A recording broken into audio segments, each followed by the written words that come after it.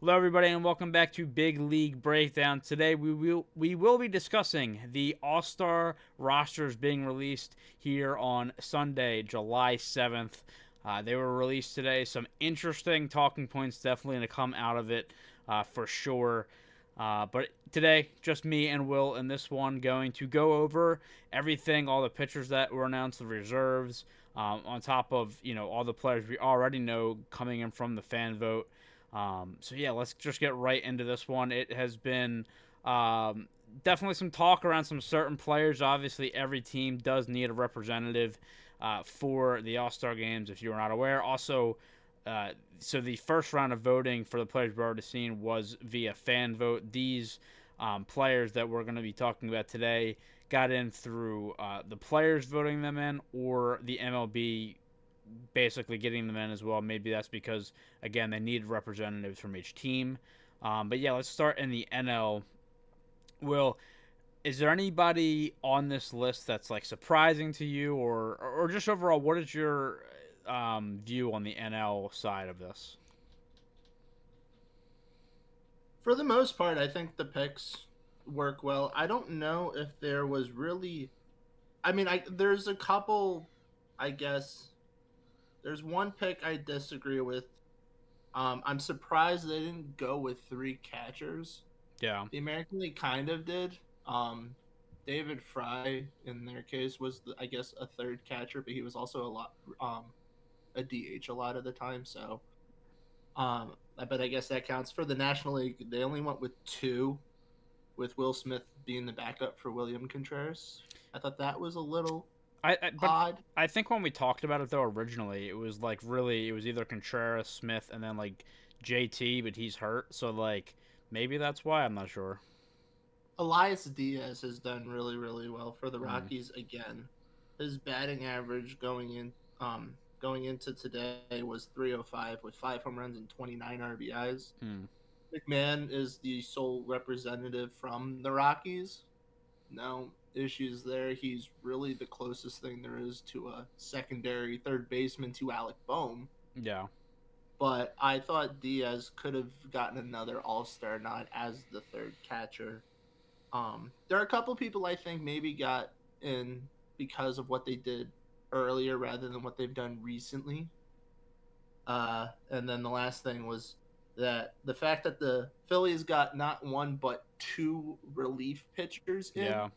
I think is rather shocking. Not because they didn't pitch well. I mean, Hoffman and Strom have been great, but typically it feels like on an all-star team you get maybe one relief pitcher who's not a set closer. Yeah. And the Phillies don't have, I guess, a set closer. I mean, Hoffman's kind of split a good chunk of it with Alvarado, but part of the team's MO is that they're matching up pitchers based on whatever the hitting situation is.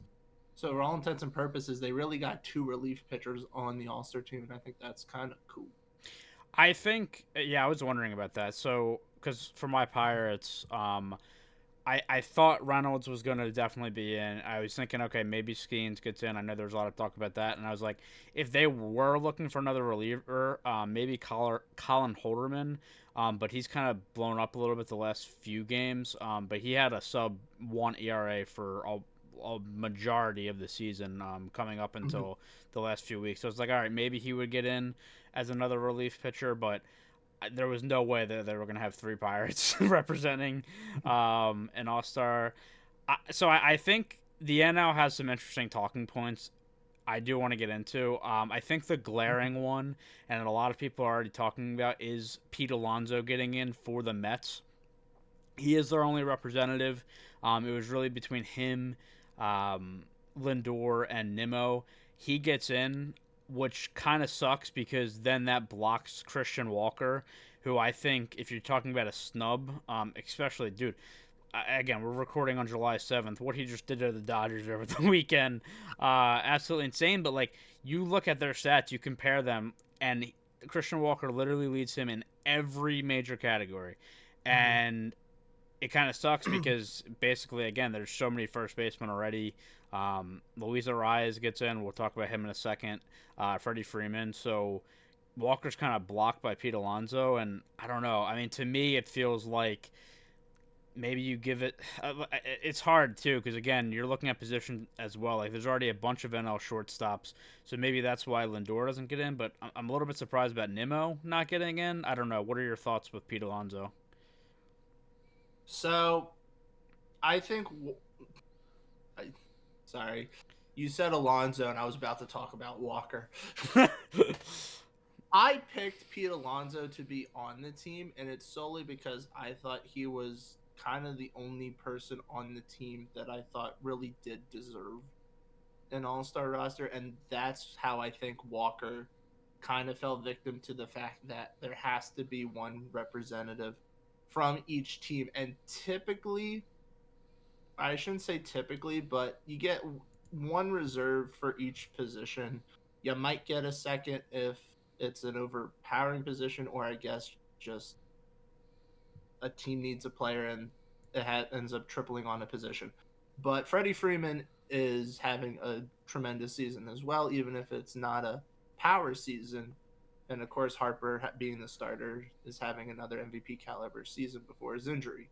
So that kind of squared up that uh, position pretty good. Yeah. Alonso's situation was just a matter of, I think, he was the best player on the Mets roster, so therefore he got in. And because that put three first basemen there, Walker was left out. Yeah, it just sucks, man. I feel like Walker, especially of late, has really picked it up. And because I believe, yeah, Marte is their only representative too for the D backs. Yeah. So I feel like I don't know. I feel like Christian Walker should have got in. As you said, I don't really have anything against Ryan McMahon. He's been good. We talked about in our show maybe Tovar getting in, but he's really cooled off the last couple weeks. I think he's still hitless in the month of July. So it's hard. And again, he's the same thing. He kind of falls victim to there's just so many shortstops that you kind of have to leave him out. I do want to talk about Luis Ariz, and I don't want to dwell on it too much because a lot of it is going to be based on exactly what we already talked about on the show. But again, you talk about another snub, and we directly compared Luis Ariz and Bryce Terang together, and it's one of those things where Terang overshadows him in a lot of categories, but Arise beats him out. I don't know if you have any differing opinion than what we already talked about, but I was a little upset not to see Bryce Terang in because that was like a guy that I really, thought should get in and deserved to get in, but unfortunately he falls victim to circumstances, I guess. But yeah, any thoughts on that? I don't really have anything different from what we said. I had both Terang and Arise on my All Star roster, but I I mean I'd still choose Terang over Arise. And I think Arise got in just because everyone thinks about how well he is with his bat to ball skills and not striking out and his high average, which Yeah, isn't a bad thing at all. I mean, I think Terang was maybe a bit of a long shot just because the Brewers had so many representatives, yeah, and he's not enough of a household name, I feel like, around baseball that it's necessarily someone would talk about him. So it is what it is. Maybe he can sneak in if a player gets either hurt or backs out of the backs All up. Star game. Yeah, again, I just feel like he's definitely a guy on the fence. Again, we already talked about the run of shortstops. Ellie De La Cruz gets in for the Reds. C.J. Abrams for the Nationals, and I do have questions on this because um, I think a guy that probably deserves to get in that doesn't is Cole Irvin for the Nationals. I was thinking maybe Jake Irvin. Jake Irving, excuse me, from the Nationals. I think it was again the Nationals were probably only going to get one representative, and it was between these two. But to me, he's also like one of the bigger snubs pitching wise. Um, and yeah, I mean, any thoughts on him because he's had a fantastic year. Well, my thoughts on him are that neither Abrams or Irvin was the one I picked for the Yeah, Nationals roster. Um, I had Irvin down between Irvin and Paul Skeens as kind of filling out the last spot on my roster. and I gave it to Skeens in the end just because I feel like while Skeens has played like 5 or 6 less games than Irvin, what he's done is just incredible. Yeah. And I so Irvin kind of was the bad luck there. I went with Kyle Finnegan for the Nationals because Finnegan is, I feel like, underappreciated relief pitcher right now because he has had his troubles in the past. Right now, he has an ERA of 2.17 and 23 saves. Mm. I know the leader in the National League is Helsley with 31, so he's not too far off that. So, and one of the issues with the Nationals in the last few years has been having poor back end of the bullpen pitching. So, having a closer like him to kind of solidify it felt like he was the one that I was going to pick, and then everyone else just kind of fell into the bad luck of you pick one representative, your roster's 32, and that's that. I Yeah. don't really have any issue with Abrams making it. But again, just De La Cruz and Turner were kind of the shortstops that I went with, and left it at that because ran out of roster space. Yeah, and I was wondering about Ellie, because I think, and I don't know if this should be taken into consideration, but I think for like name value and just like Ellie De La Cruz is an electric player, obviously, and should that get him in over somebody else? It's tough to say, but I mean, you can really say the same thing with Skeens and Irvin, right? Like, people Mhm. know Paul Skeens, and maybe that's why he gets in. Obviously, he's had a great year. I'm not taking that away, but it just feels like I was looking at the Reds representatives. I was like, all right, Hunter Green would probably be the other guy for them, but again, it's another pitcher, so I don't really have a problem with Ellie, but yeah, I mean, and Abrams was also in that conversation. I think, obviously Mookie being hurt, it was Trey, and then there was a drop off of who else would get in at shortstop, and I think C.J. Abrams was in that conversation, Tovar for a little bit. Um, yeah, and then rounding out the rest of the position players in the NL, Elliot Ramos gets in, which there you go. That was one of your guys we talked about, and Mhm. we also we were talking about him falling victim to not playing enough games, but he gets in, and he wasn't the only representative for the Giants, so it wasn't just him getting in. Um, so cool to see him uh, get in, and then for your pitchers, the Braves guys, their top guys who have been absolutely Mhm. carrying them, Lopez and Sale. The Phillies have some representatives, Suarez and Wheeler. Now Wheeler has already declined to play in the game, and I'm not sure if that's because of him starting or having an upcoming start. I'm not exactly sure, but um, we do have to talk about Paul Skeens getting in. I think, as you kind of already alluded to, I mean, it's well deserved for him. He's been one of the best pitchers in the league, and as a Pirates fan, giving us some sort of hope for once, and it's been awesome. And I don't know, I guess not that I'm really seeing anybody say this, but if there were people to say, oh well, I mean, he's only been up since May, and he doesn't deserve it over somebody else. I mean, what would you say to somebody with that opinion? Again, I don't think there's that many people saying that, but in the case that there was, I would simply just say that you're talking about a guy that for the last 2 months, 2/3 of the season, I guess, roughly, or at least so far, yeah, 2/3 of the season, he has been one of the best pitchers in baseball. And the All Star team has not shied away from putting players on the roster that have only played X amount of time because of injuries, because they're platoon players.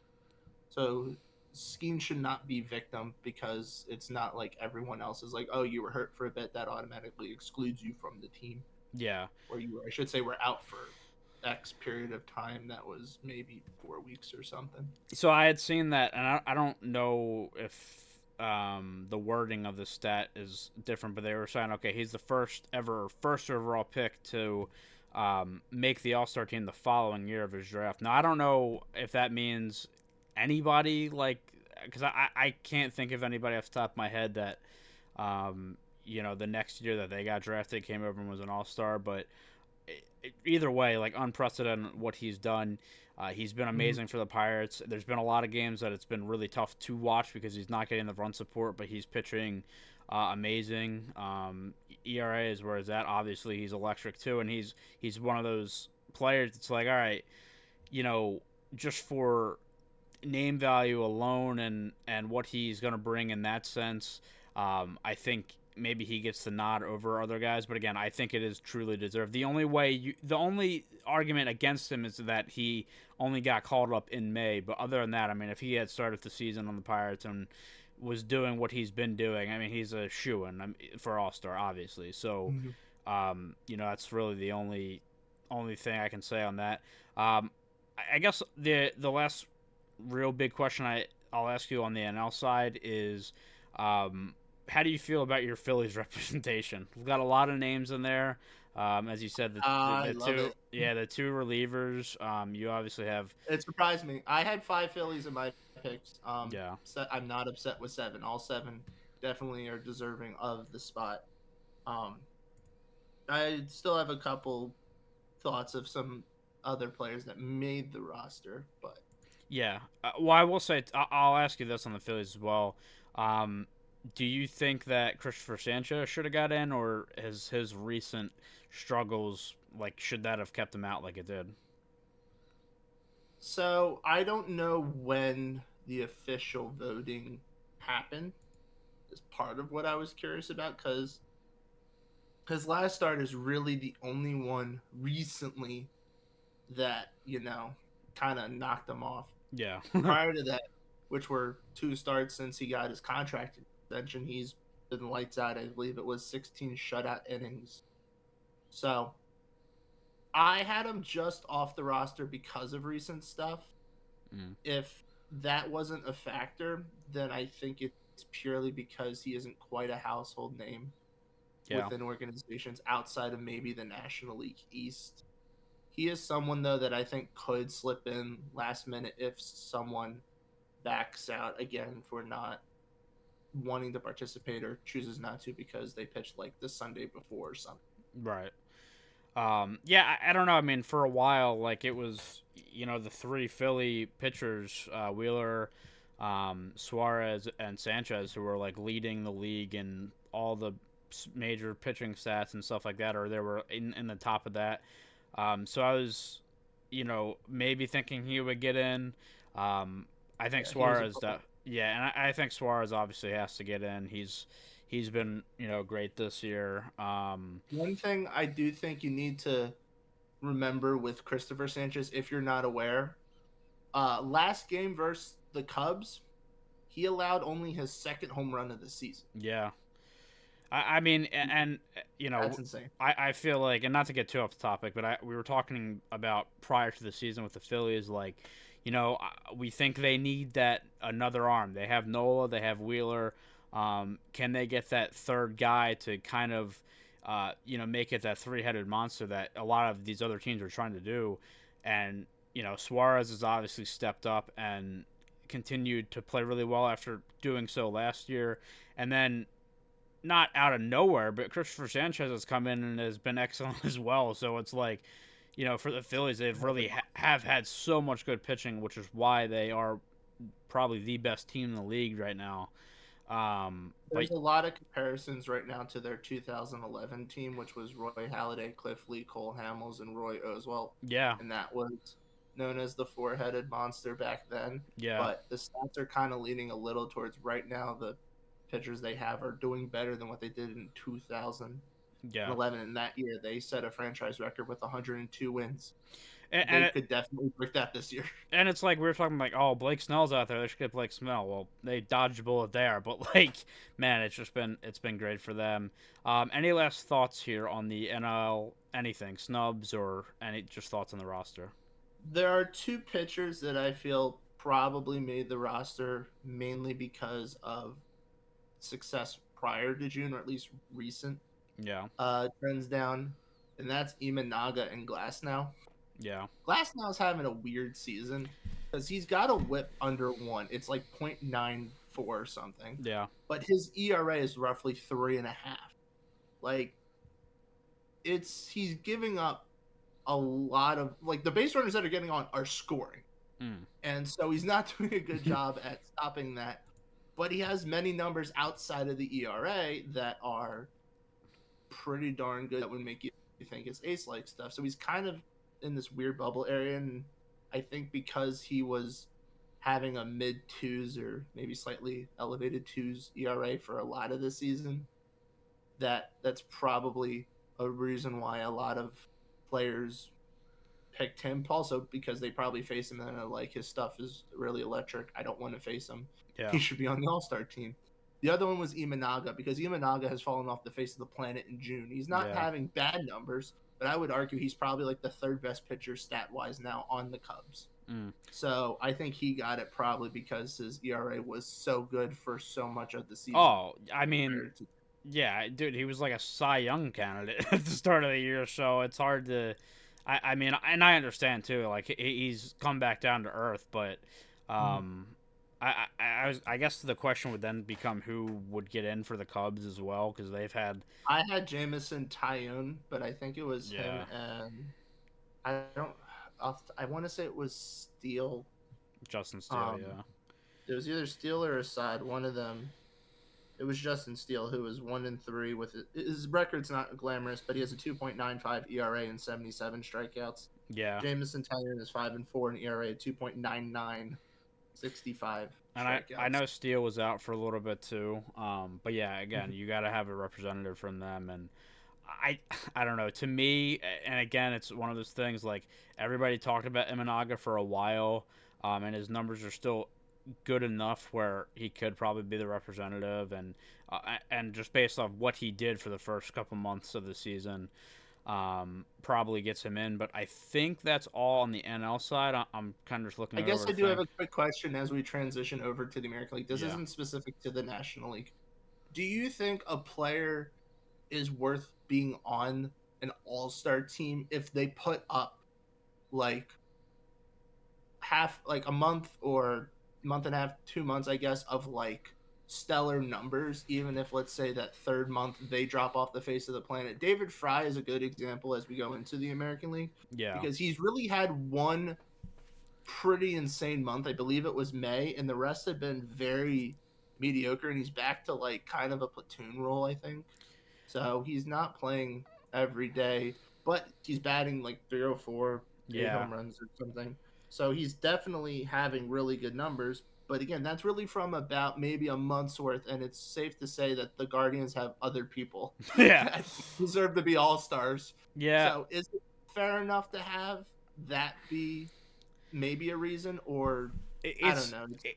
it's Yeah. tough because so the short answer, which is not a good one, is I think it is situational. Like I think dependent on what your team has done or the players on your team, but I would say as a I guess what I would hope for is that okay, if a guy rakes in April and May and then in June falls off, like unless he is like really, really falling off where he's like, in the bottom, percent of the league and wherever he's doing pitching or batting, I don't have a problem with it necessarily. I think for pitchers is also different, like starting pitchers, because they're only pitching once every couple of days. Like for batters who are playing every day, I think it's different. So, um, again, not a great answer. I think it's situational, but in the case of like as you said, David Fry, like he had such a good start to the year, and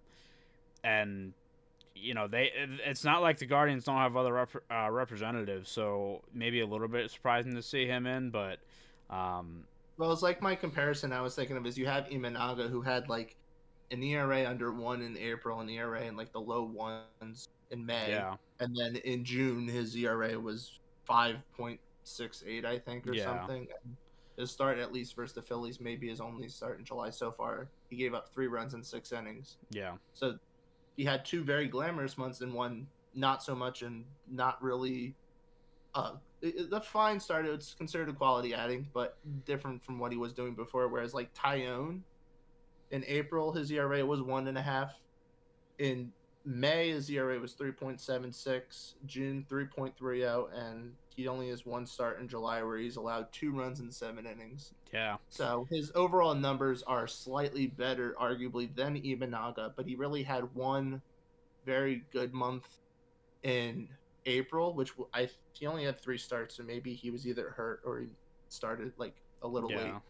Um, but then April or May and June were not bad months, but they weren't like Yeah. they didn't stand out the way Imanaga stood out. So does that mean even though the numbers for Imanaga are slightly better, it's a little bit more favorable Yeah. because he's not stellar, I I, guess, or I, should I, I should say more worthy. right, and I think it's like that point of okay, being a standout it maybe helps his case because again, Imanaga for a while was a standout in the league. Like it was like holy crap, this guy just came over and look what he's doing, and he's a Cy Young candidate, and um, I don't know. To me, I like in his case, I do think he should be highlighted for that. Like I think it is situational from case to case, but like for him, I do think he should get in because of what he did at the start of the year. But that is a really good question and something that, like, definitely, like it'll probably like I don't know if that's how the voting goes or how people think, but like it probably does screw some people over. But yeah, I mean, that is a good question, puzzler. Let's move over to the AL side of things. Um, a lot of a lot of good representatives. I think there is one on here that I have a very big problem with, which we'll get to. Salvi gets in at catcher. Josh Naylor, I'm happy to see him get in. Um, the one name you don't see on there is Ryan Mountcastle, which I know John's probably not happy about. Do you think he did? Well, let's actually talk about the Orioles real quick too. The Orioles, for how good they've been this year, only have 3 representatives. Do you feel like they are very underrepresented in this one? I, I would say they're underrepresented. Gave them 5 representatives.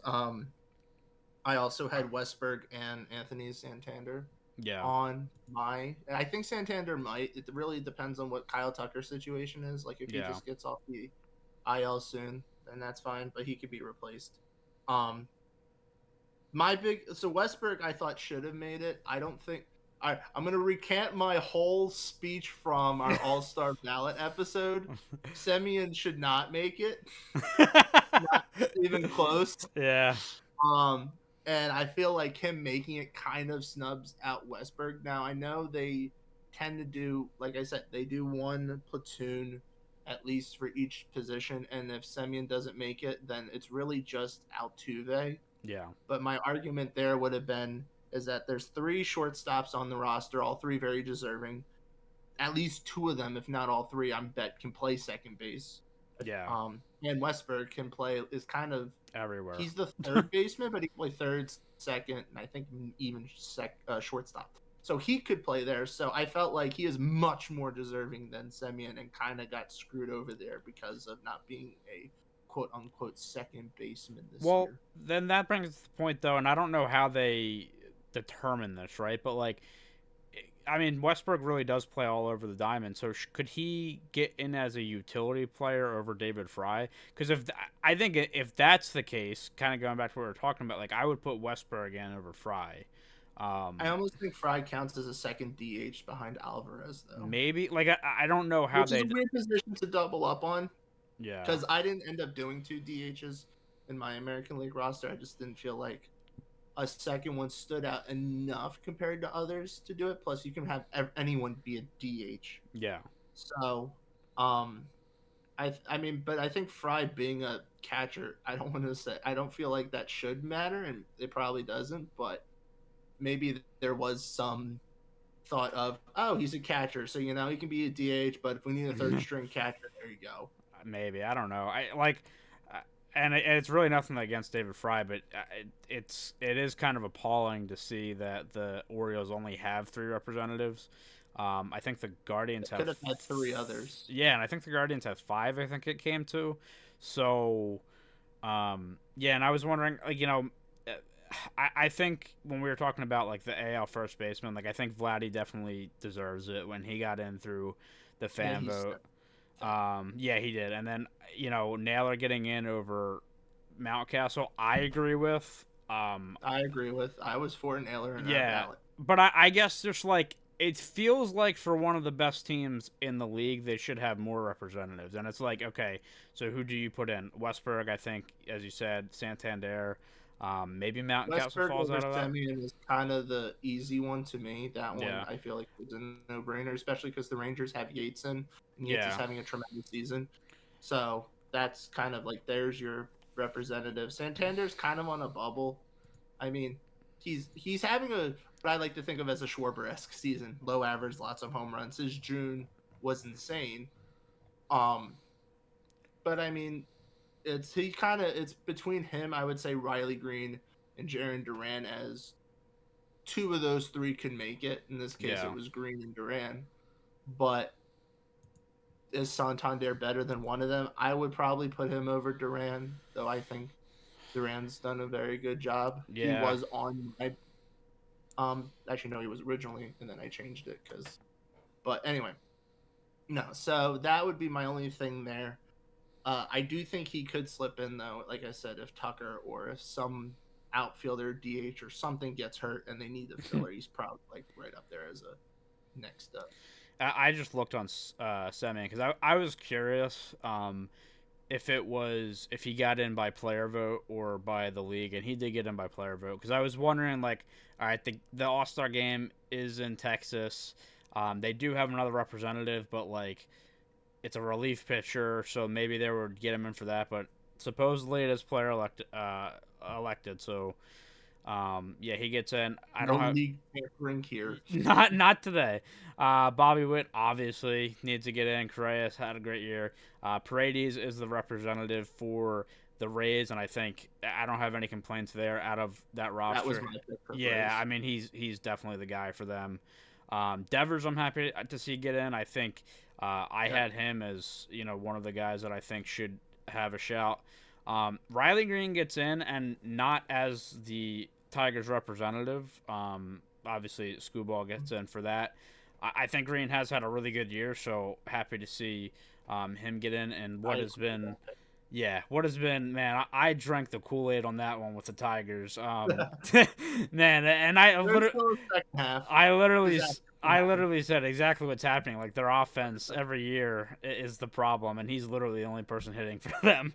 And I think, Carpenter is not hurt. yeah. And then Duran gets in as well, as we said. Going over to the pitchers, Corbin Burns, Scooball again. He's been unbelievable. Obviously deserves a spot. Seth Lugo with the Royals. That's been a nice surprise for them. I don't really have any problems with the starting pitching in the AL. I don't know if there's anybody. One question Okay, what's your question? among the starters.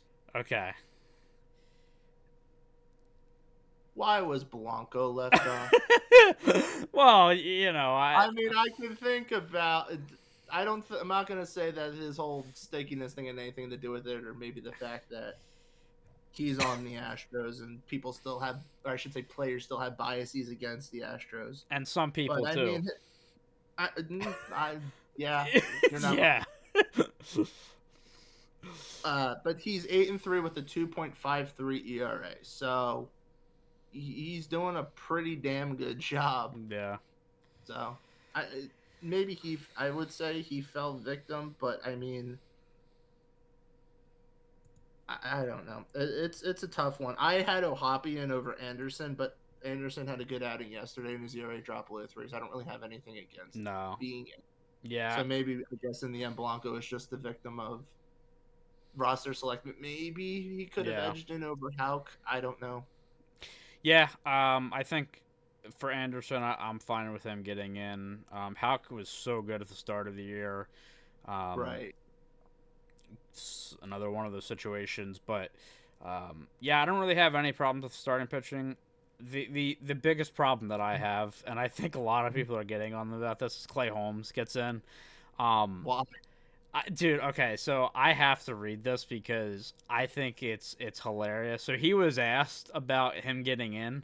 This was his exact quote. This is from like an ESPN article came out after he was asked. I was probably a little surprised, he said. All-Star games are a hard thing to make. I don't think you can fully expect it. I'm not coming in with a 0 ERA. It's definitely an honor, and I'm super grateful. Like, dude, this guy didn't expect to get in. And, I mean, you're looking at, like, the AL, like, just looking at the relievers, like, man, I can't believe he got in over, like... We could not accept the fact that the Yankees only had 2 representatives. I guess, man, because... Holy moly, like, you got Jansen, I think, could have been considered from the Red Sox. I had Jansen in it. I had Andres Munoz. Munoz is the guy. Because Yeah. Munoz's ERA is 1.5. Like, Yeah. come on. Munoz was the guy that I would have put in over, over him. But, like, that's the one where I just have so many questions about what are we doing here. Shout out, by the way, 37-year-old Kirby Yates and the season he's having. And representing. Get him to Philly. Yeah, dude. I feel like, I've been playing baseball video games for a long time, and I feel like I remember him from decades ago playing. This guy is... when we use video games as reference of our knowledge, I just have to I just want to jump out a window. I just like, there's some players that stick with you in your head of like, oh, I remember using him in MLB 2010. And it's just like, it's, Yates is... shout out Kirby Yates, but... is there anything else on the AL side you want to talk about, or any guys you feel that got snubbed, or are you good with this list? I mean, I'm still a big proponent for Josh Smith, so if they were going to have to do another infielder for the Rangers, do him over Semien, but I guess Semien's the bigger name for the home crowd, which in the end I do think is, like you said, a big reason why he made the team. Eric Fedde, I think, was fairly comparable with Garrett Crochet. Crochet's numbers are a little better, mainly because their strikeout total is just insane. Yeah. But Fedde's not one to snuff at. Well, Cole Reagans, I was 50-50 on whether I would put him on the roster. Yeah. Because his thing also is that he's a power pitcher. He has a ton of strikeouts. Yeah.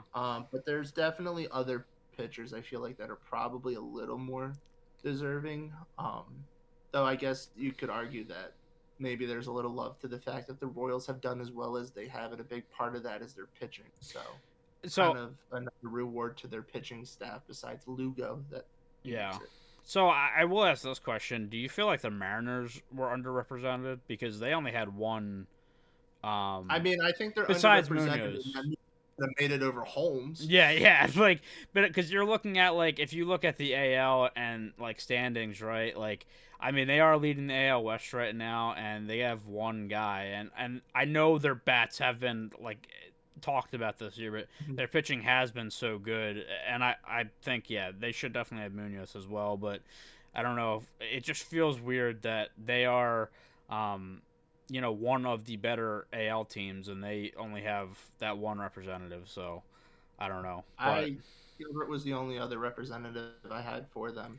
Yeah. I think they're in for a rude awakening in the second half. And I will say, on the case of Eric Fedde, he probably is deserving, but there was no way they were going to allow He's on the bubble. I mean, he's on as much of the bubble as Reagans, but I think Reagans has got a bit more. I think strikeouts do stand out a lot more, and Reagans is a strikeout pitcher. Fedde's not.